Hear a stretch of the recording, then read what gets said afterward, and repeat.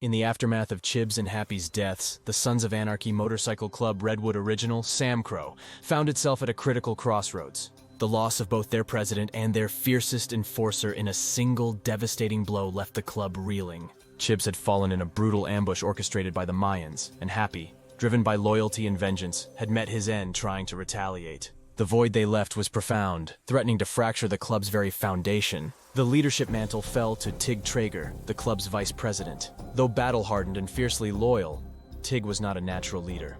He knew the club needed new blood and fresh ideas to survive the mounting pressures from rival gangs and law enforcement. The next generation of SAMCRO needed to step up. Enter Abel Teller, the eldest son of Jax Teller. Abel had returned to Charming after years away, drawn back by a sense of destiny and a desire to reclaim his family's legacy. He was young, but his upbringing had been steeped in the club's lore and the shadows of its tumultuous history. Abel's return brought hope to some and skepticism to others. Alongside Abel stood Thomas Teller, his younger brother. Unlike Abel, Thomas had been more rebellious and less inclined towards the burdens of leadership.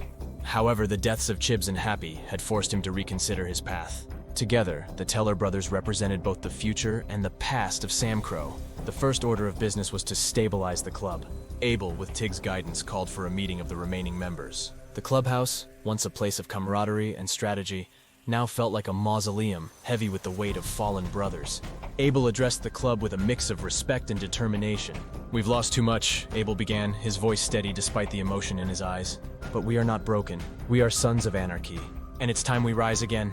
The club voted, and Abel was unanimously elected as the new president. Thomas took on the role of vice president, despite his reservations. Abel's first major act was to restructure the club's operations. He sought to balance the outlaw activities that had always defined SAMCRO with more legitimate enterprises. Under Abel's leadership, the club expanded their network of legitimate businesses. They opened a chain of custom motorcycle shops and invested in a security firm that provided jobs for veterans, blending the club's rough exterior with a socially responsible facade.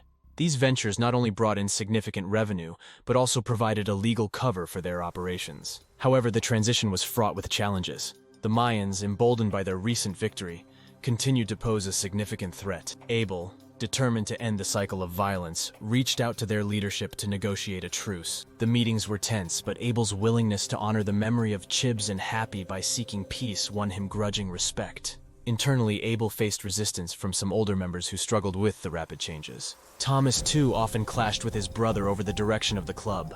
Thomas believed that Abel was moving too quickly and feared losing the club's identity in the process. Regardless these tensions, Abel pressed on.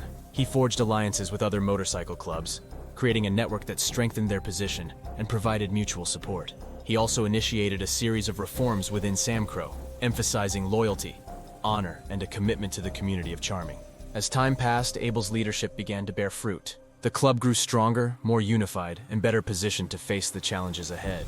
The Teller brothers, once divided, found common ground in their shared vision for SAMCRO's future. Together, they honored their father's legacy while carving out a new path for the club. The Sons of Anarchy had weathered the storm of Chibs and Happy's deaths. They emerged from the darkness with a renewed sense of purpose and a clear direction. Bound by their brotherhood and their unbreakable loyalty to each other, they continued to ride the line between outlaw and legitimate, ready to face whatever came their way. In the end, it was their resilience and their ability to adapt that ensured the club's survival. The Sons of Anarchy motorcycle club Redwood original, forged in fire and blood, stood poised for a new era, carrying forward the legacy of those who had fallen while blazing a trail for the generations to come.